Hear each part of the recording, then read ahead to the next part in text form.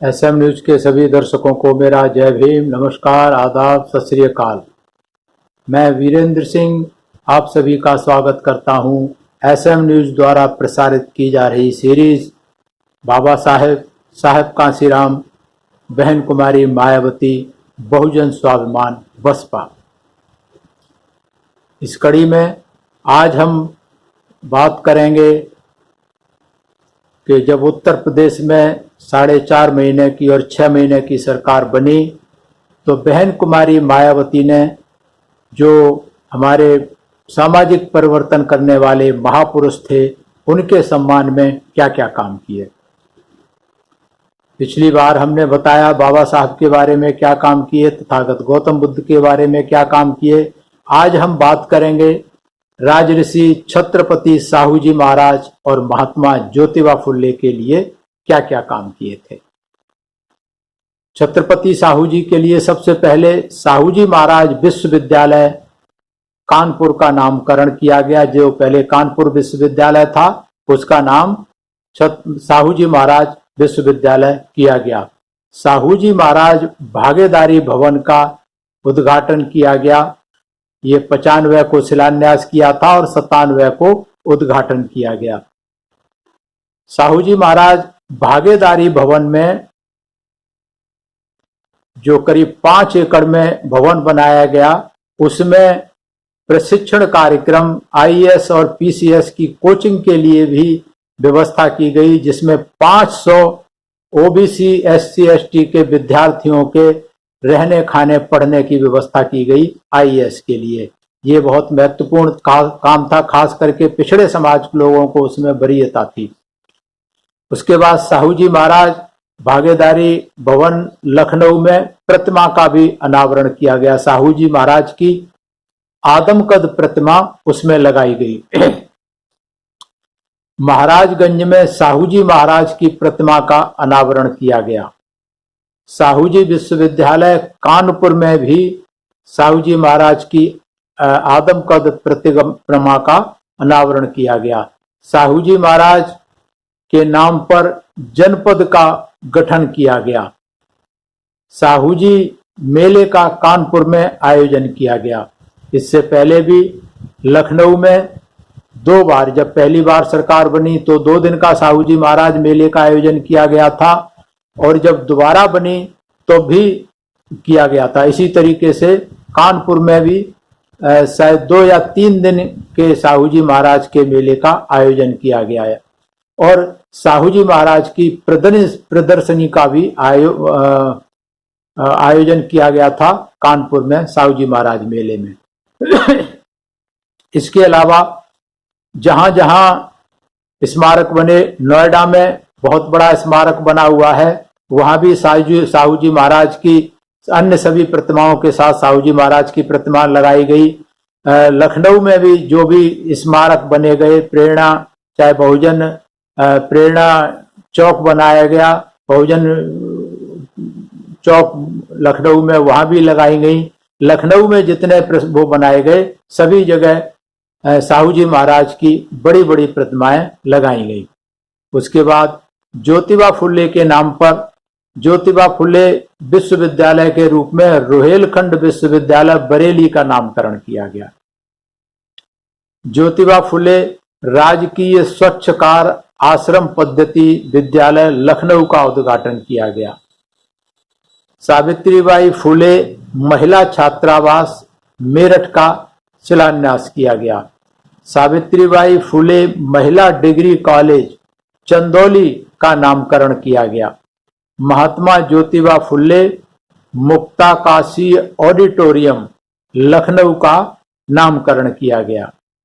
Mahatma Jyotiba Phule stadium Etawah का नामकरण किया गया। ज्योतिबा फुले नगर जनपद का गठन किया गया। महात्मा फुले की प्रतिमा का छुटमल पर चौराहा सहारनपुर में अनावरण किया गया। महात्मा ज्योतिबा फुले की प्रतिमा का ज्योतिबा नगर में अनावरण किया गया। महात्मा फुले की प्रतिमा का गागलहेड़ी सहारनपुर में स्थापना की गई। इसके अलावा जो नोएडा में प्रेरणा स्थल बना हुआ है, वहां भी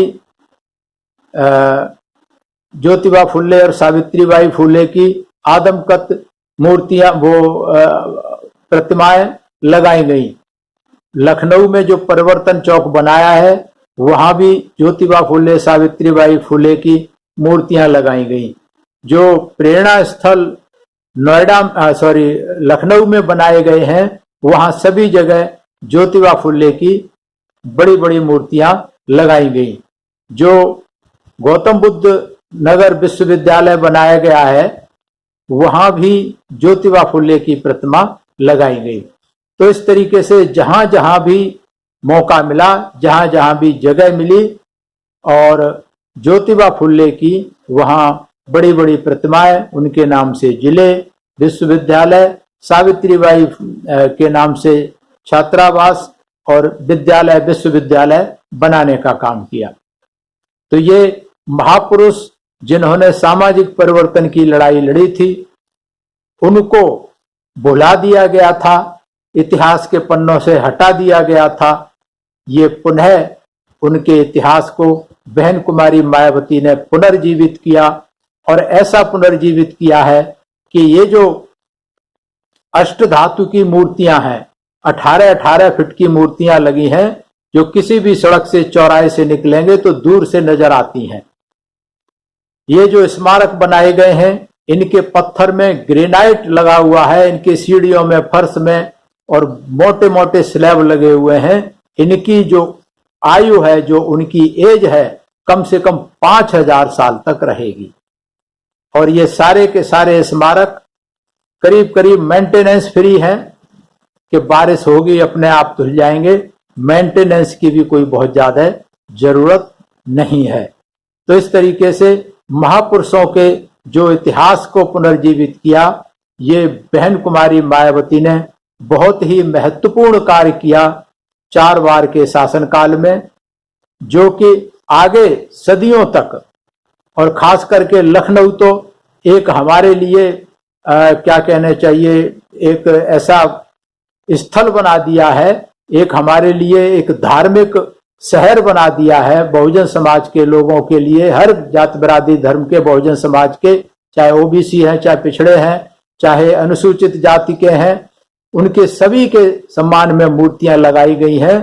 तो हमारा आस्था का केंद्र बन गया है लखनऊ, और पूरे देश से लखनऊ में इन स्मारकों को देखने के लिए बहुजन समाज के लोग भारी तादाद में आते हैं। और कई स्मारक तो ऐसे हैं लखनऊ में जहां फिल्मों की शूटिंग भी हुई है। जो डॉक्टर अंबेडकर स्मारक है, वहां फिल्मों की शूटिंग भी होती है।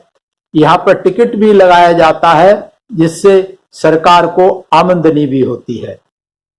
और ये मात्र बहुत कम लागत में बनाए गए, जितनी अकेली एक मूर्ति मोदी सरकार ने सरदार वल्लभ भाई पटेल की लगाई है, उससे भी कम कीमत में सारे के सारे स्मारक, चाहे नोएडा का हो, चाहे लखनऊ के, कानपुर के, सारे स्मारक बनाए गए। और इनसे लगातार रेवेन्यू भी आती है। टिकट 10 रुपए की टिकट लगती है, उसके माध्यम से ये सरकार को पैसा भी कमा करके दे रहे हैं। तो इसलिए जो बाबा साहब ने कहा था कि जिस समाज का इतिहास नहीं होता वो कभी शासक नहीं बन सकते, साहब कांशीराम ने उस कागजों के इतिहास को निकाल के, कागजों पर फोटो दिखा दिखा करके सब समाज के लोगों को सरकार बनाई, सत्ता और शासन में पहुंचे। और जब शासन में पहुंचे तो बहन कुमारी मायावती ने विशालकाय मूर्तियां, 18-18 फीट की अष्टधातु की मूर्तियां और स्मारक बना करके, उनमें लगा करके इस इतिहास को रच दिया है। आगे आने वाली पीढ़ियां इससे प्रेरणा लेती रहेंगी, इनसे गौरवान्वित महसूस होती रहेंगी, और आगे संघर्ष के पथ पर चलती रहेंगी। बाबा साहब के, साहब कांशीराम के सपनों को साकार करने के लिए लगातार इन स्मारकों से, इन जिलों के नामों से, इन विश्वविद्यालय कॉलेजों से इनको प्रेरणा मिलती रहेगी जगह जगह भारत में, खास करके उत्तर प्रदेश में। मैं धन्यवाद करता हूं एसएम न्यूज का, जिन्होंने ये सीरीज शुरू की है, जिसके माध्यम से बहुजन समाज पार्टी बहन कुमारी मायावती साहब काशीराम का संघर्ष जन जन तक पहुंचाया जा रहा है कि किस तरीके से किन विपरीत परिस्थितियों में भूखे प्यासे रह करके पैदल चल के साइकिल से चल के बहुजन समाज पार्टी को राष्ट्रीय दर्जा, तीसरे नंबर की राष्ट्रीय दर्जा पार्टी दिलाया है। तो ऐसे ही नहीं मिल गया।